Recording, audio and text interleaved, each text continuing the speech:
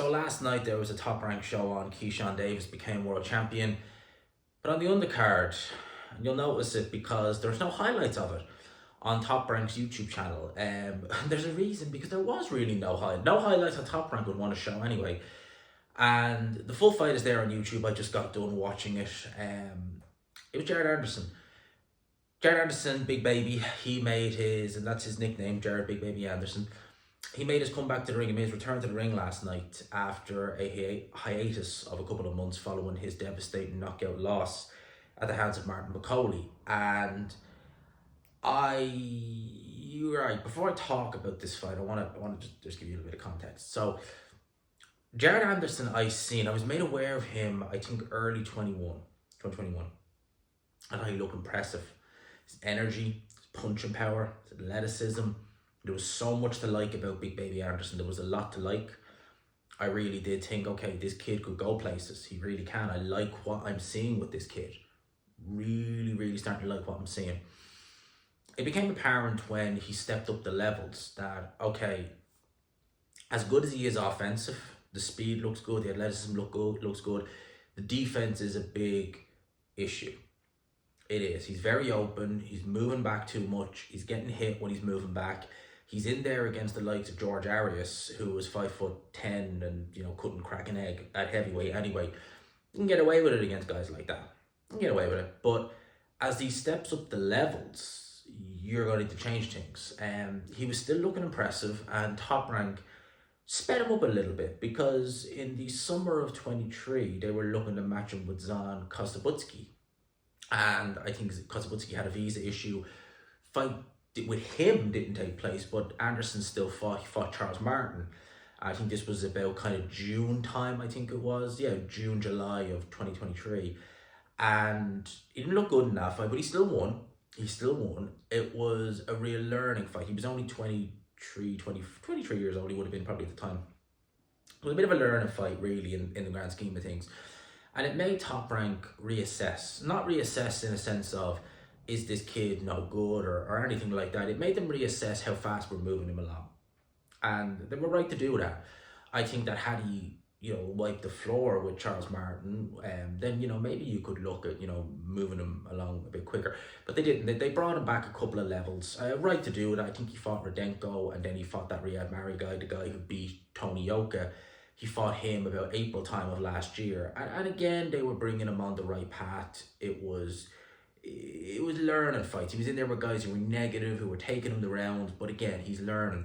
And at that point, you would say maybe a Charles Martin type fighter again, maybe not him himself, but someone of that level who is, he's fringe world level, or he's, he's a good gatekeeper is probably the best way to describe him. And you were thinking that. Then they made the bizarre, and I remember at the time I couldn't believe what I was seeing, the bizarre decision to match him with Martin Bakole, and by all accounts that was more what the Saudis wanted to do as opposed to Top Rank, because I thought that's outrageous matchmaking. It really is. There's the old saying, taking, maybe a step or two backwards in order to take a couple of steps forward. Well, this isn't taking a couple of steps forward. This is just, leaping off the building and hoping someone's going to be there to catch you. You've got these paper wings and just hoping and praying when I jump off this building, they'll help me to fly. Well, they didn't. And that's what happened against Martin Bakole. It was too much too soon. He took a beating in there. He had a few moments of success, but, he really did take a beating in there. And this was his first fight back. So a fight like that against Martin Bakole, you have to understand that for a young fighter, it can really go one of two ways. It can make you or it can break you, okay? A fight like that where you lose, it could light a fire in you that if it wasn't already there, is now there, where it's like, okay, I was having it my own way. I was doing what I wanted to do. I was getting a little bit cocky. I was thinking, it's all so easy. Okay, I was taken back down to earth. I got to reassess. I'm not as good as maybe I thought I was, but I can get there. Let's get there. Let's leave no stone unturned. God forbid anyone who's in my way, and I won't rest until I get that rematch and I right the wrong. Or they go on a bit of a self-destructive path in a boxing sense. They don't train as hard.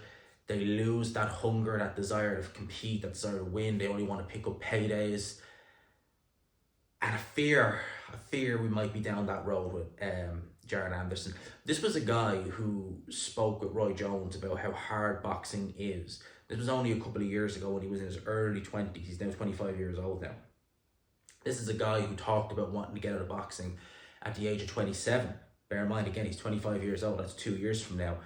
A very young age for any fighter, especially a heavyweight, where 27, if you turn pro at 27, that's still a very young age to turn pro at for a heavyweight, because you think you've got at least 10 to 12 years, maybe more in you as a career at that weight division. And you really, you worry when you hear stuff like that. And when you see him in this fight now, he fought this guy, a Greek heavyweight by the name of Marios Kolas, 12-4-1. The one knockout defeat was in his pro debut back in 2014, a cruiserweight, mind you, to a guy who hadn't had a professional win.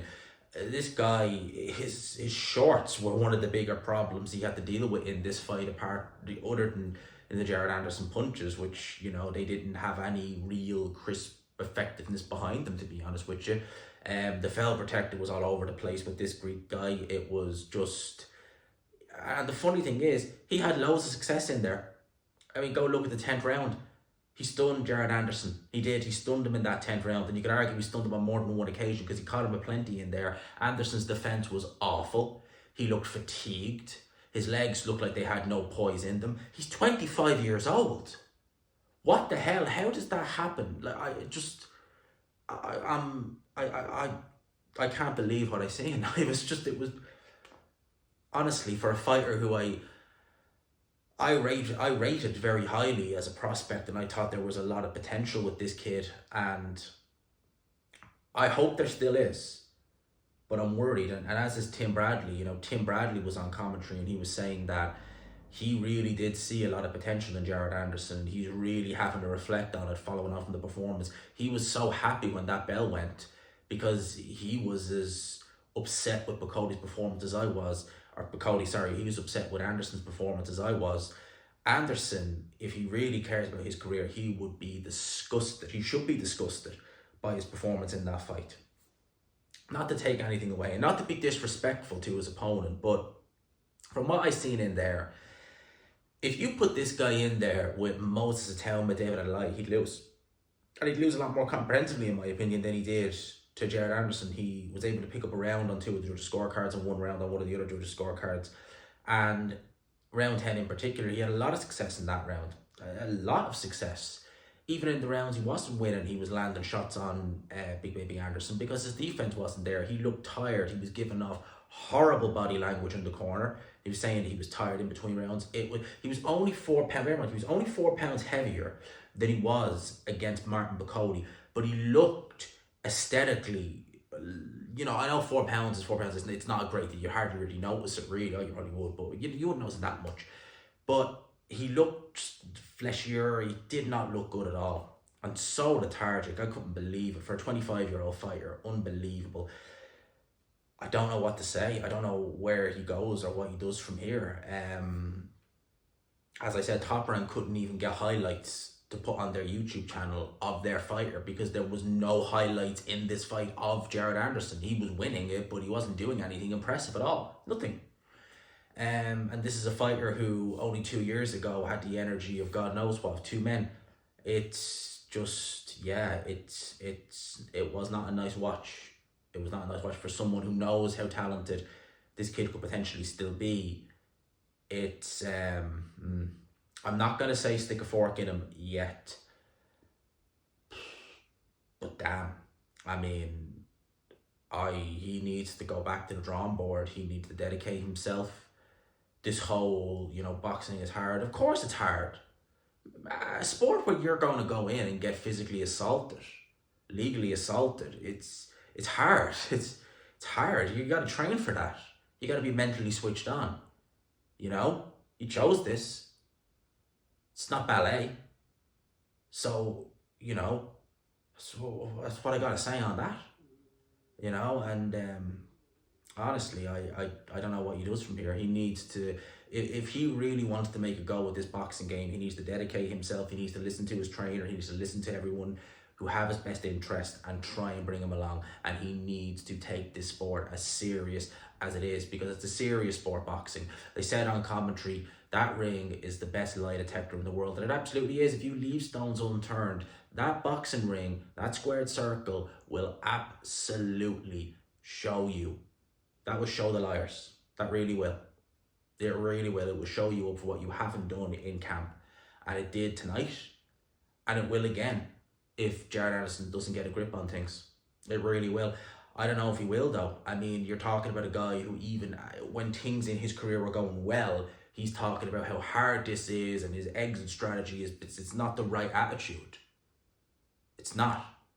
You contrast that to, and listen, people will say, and in a sense they're right, Anthony Joshua is mentally not the strongest. And, in comparison to the likes of Tyson Fury, Alexander Usyk, no, he's not as strong as them mentally, in my opinion, no.